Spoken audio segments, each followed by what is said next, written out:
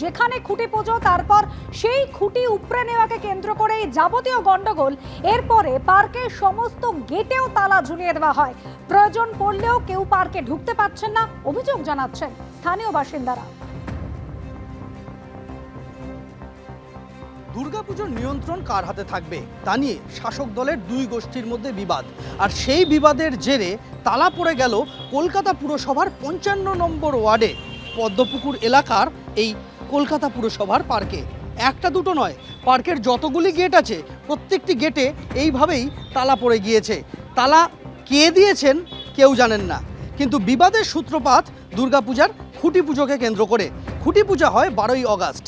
খুঁটি পুজো করে শাসক দলের একটা গোষ্ঠী, আর শাসক দলের আরেক গোষ্ঠী তার ঠিক দুদিন পর ১৪ই আগস্ট রাতের বেলা এসে সেই খুঁটি উপড়ে ফেলে দেয়, এমনটাই অভিযোগ। আর তা নিয়েই শাসক দলের দুই গোষ্ঠীর মধ্যে বিবাদ চরমে।